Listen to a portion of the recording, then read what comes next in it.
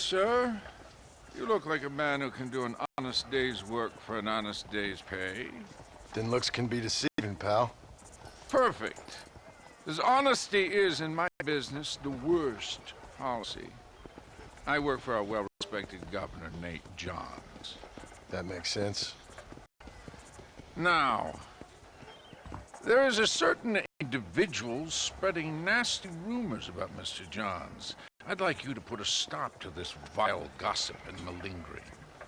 Suppose I can handle that? For the right price? Now, this individual has had the misfortune to be photographed enjoying some rather inappropriate company.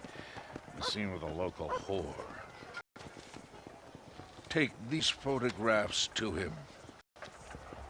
After you take care of business, return to me and I'll pay up the reward for your services. You're doing great things for your state, dear friend. You should be proud.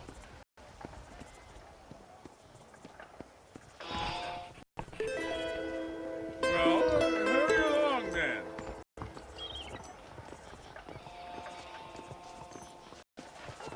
Howdy, Merchant. Howdy.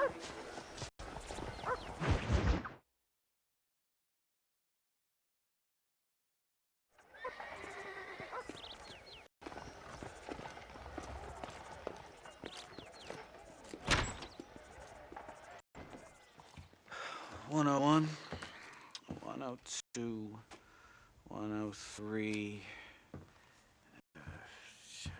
105, 106. I'm here to see Mr. Ross. 107, 109. Edgar Ross. 113. Upstairs on the right. 114. 115. 116. 117.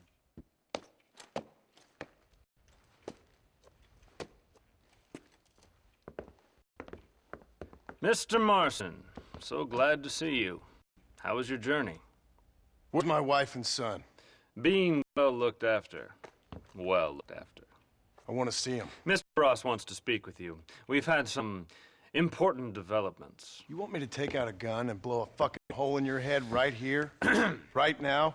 You want that? Mr. Marston. You want that? Mr. Marston, I ask you to calm down. Why? Why? I did what you asked. I got you Williamson and Escuela. It's over. Stop playing games with me. No one's playing games with you, Mr. Marston. But if we were to play some games, there'd be some interesting ones we could play. Thanks, sir. Like hanging you for murder, or confiscating all your property, like that little farm of yours, or having you put in an electric chair. Those are the sort of games we could play. But we choose to play a different game. So calm down and play along with us. Where's my wife? You know, I forget, but I hear it's very nice this time of year. Mr. Marston, please, I've never insulted your meager intelligence. Do not insult mine. We've done this little deal for your freedom in exchange for all your men from your old gang. You gave us Williamson and Escuela. We still don't have Vanderlyn, but now we know where he is. Then go and shoot him. No, sir. I want you to shoot him for me. And then I'll let you be.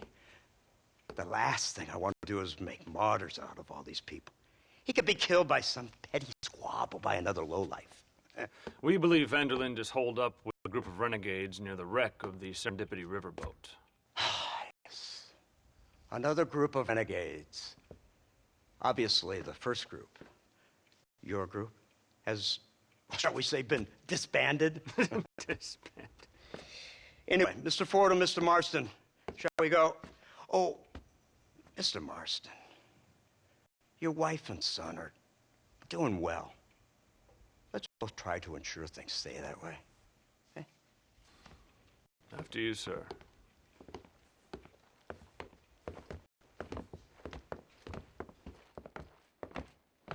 Oh, Mr. Marston, one more thing. This is for you. You're too kind. See, I have nothing but your best interest at heart. Let's hope it doesn't go off by mistake. 343. I have a patent for that, sir. This is an outrage. Ah, Mr. Marston. You're alive. Hello, Wes Dickens. Thought you were headed to Peking. So did I. So did I. A long story. But now it seems I'm being put under arrest and charged with narcotic possession or some other such nonsense. Ross, have him release this man. Why? Because he's a harmless old fraud, the kind of man that built this country. And because he helped me get Williamson. Did you hear that, officer? The man's a hero. Let him go. Come on, Marston. Moral degeneracy waits for no man. Let's hurry along. 344. 345. 347. 348. 3...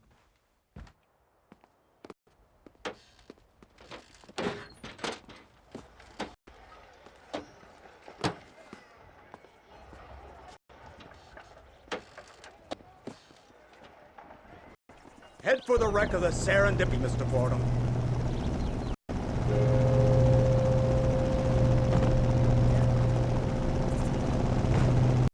Isn't this something? Lawmakers and lawbreakers working together for the good of civilization. Like you always say, sir, the higher the stakes, the smarter you have to play the game. I can't imagine I ever said anything quite so trite. In any case, I'm not sure Mr. Marston would agree with us. Unfortunately, Mr. Marston isn't broad-minded enough to appreciate the unique opportunity we're offering him.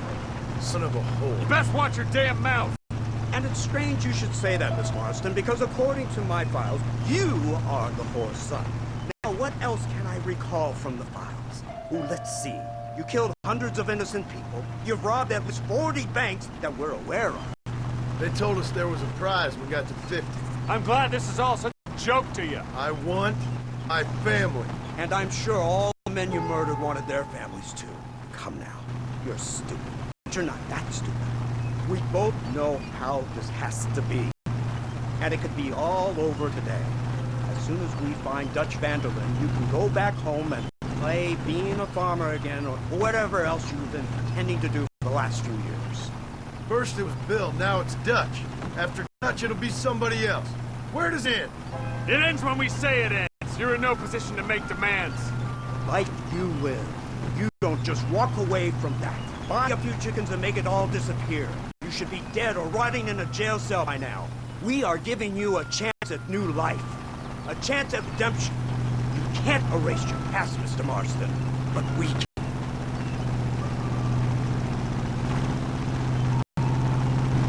She's running well, sir. Such an elegant way to travel. What do you think of this automobile, Mr. Marston? Slow. But so convenient and reliable. Are you comfortable? No. You see this, Mr. Fordham?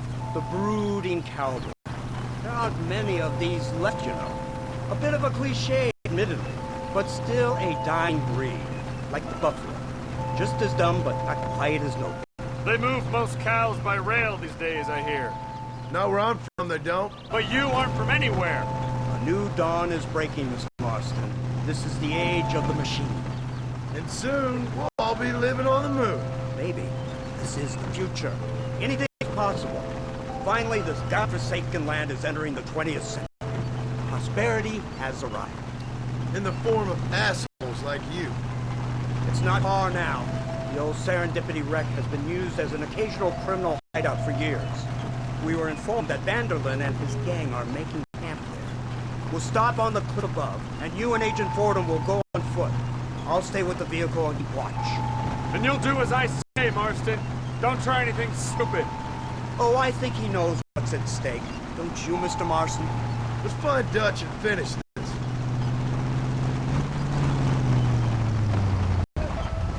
Right. Let's go, Mr. Marston.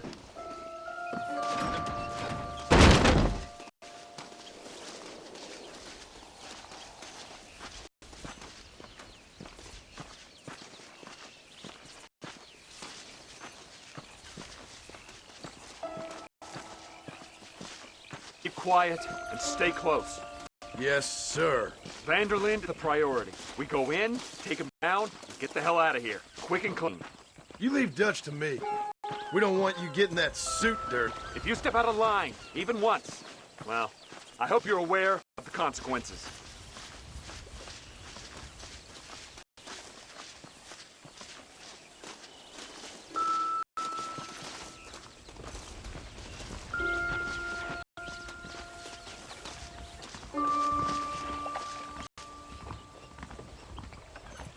Seems real quiet, don't you think? You tell me. Maybe Dutch caught wind of things. That informant better not have been lying to us. Keep your eyes open. They are open. I don't see nothing. It doesn't feel right. This place is usually teeming with lowlifes.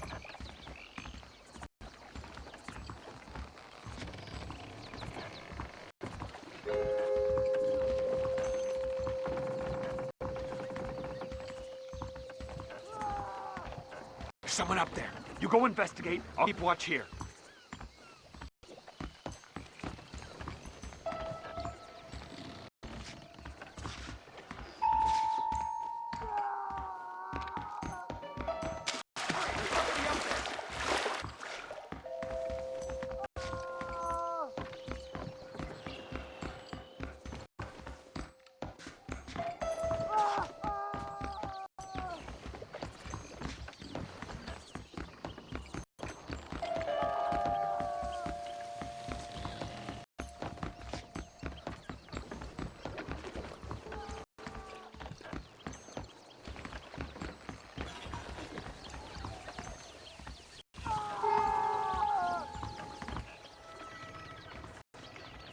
Over here!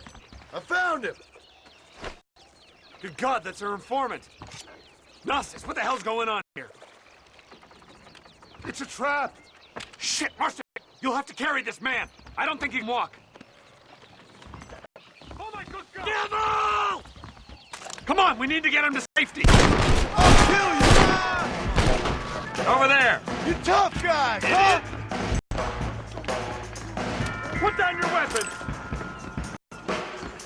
There's the bastard!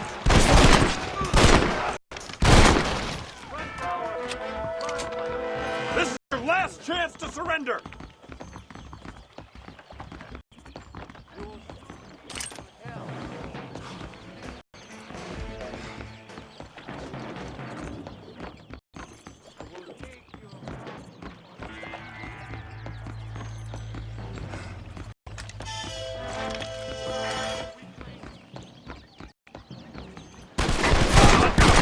Off this boat!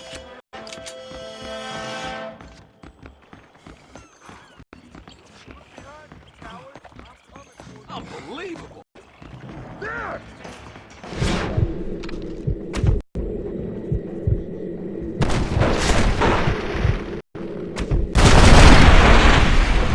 There it is! What the hell's happening here?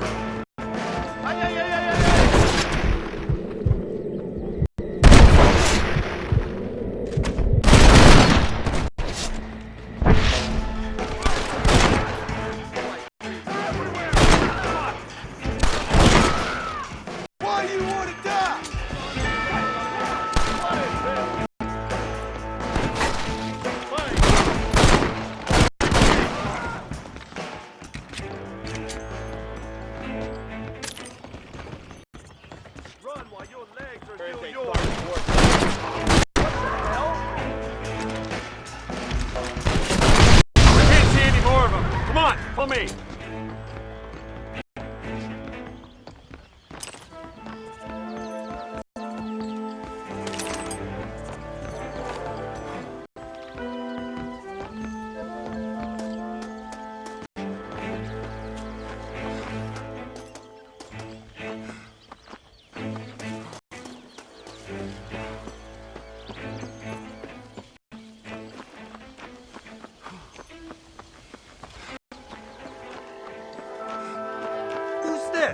What in God's name is going on?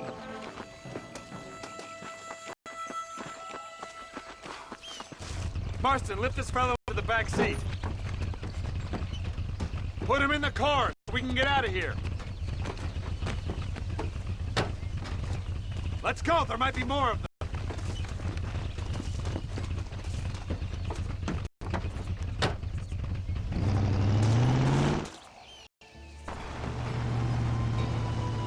Christ alive!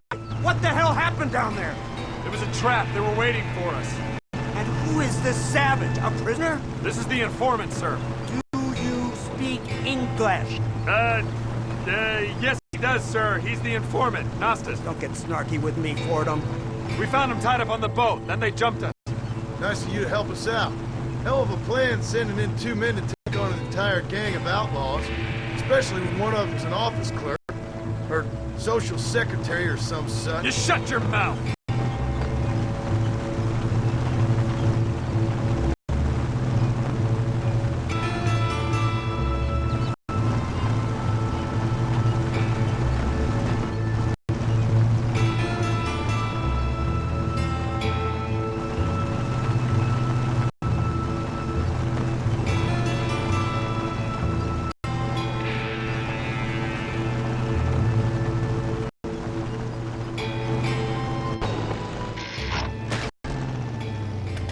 Come on, not now! What's wrong? I don't know. The motor just gave out. Well, fix it, you fool. We need to get this man to a doctor. Of course, sir. It's Dutch's men. Marston, we'll hold them off. Fordham, he'll fix that damn engine. Come on.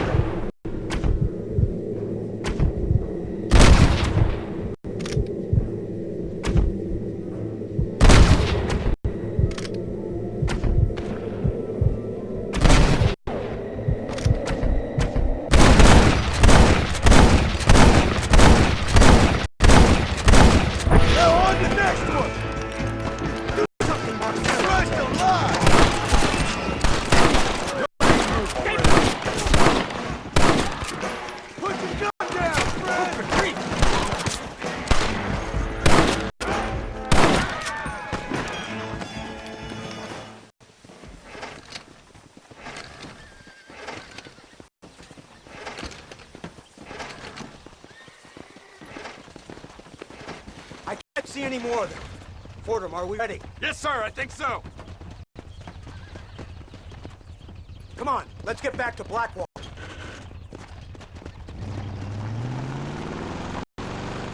Damn, that was close. We're lucky to be alive. I'm beginning to see why Mr. Marston here have made it to such a ripe old age. You'll make me blush with all these kind of words. So much for this automobile of yours. If this is the future, God help us all. It's not the automobile. A bad workman shouldn't blame his tools. Perhaps if Mr. Fordham maneuvered it with a little more finesse...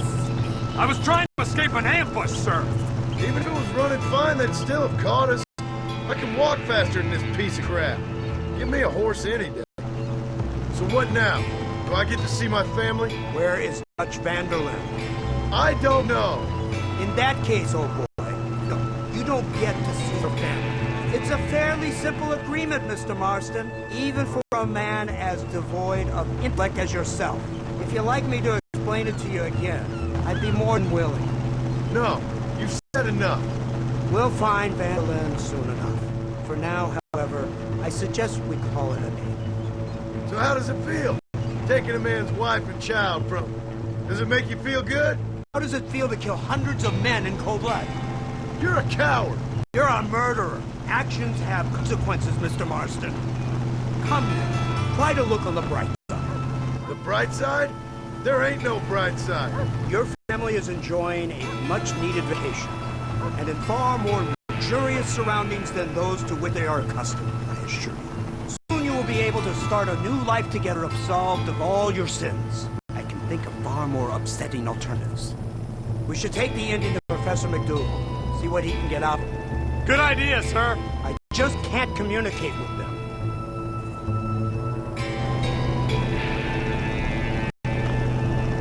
Here we are. Thank God for that. So, this is the office of an anthropologist named McDougal. He was thrown out of Yale for a degeneracy. We should tell you something. Indeed, but he's been helping us deal with the natives in this area. They see him and they presume we're all idiot academics. Give me a hand here, Marston. Ah, Mr. Ross. Mr. Fordham? Good day, good day. What on earth's going on here? Kid got shot in the leg. Beat up pretty good. We'll send a doctor. Now, McDougal. We need information from this fellow about Dutch Vanderland. Can you see what you can find out for us? Do my best, sir. Make sure you do. Professor McDougal has been a good friend of the U.S. government, Mr. Marsden, just like you. Why don't you see if you can help him in his study of the native problem in this county? That's a good fellow.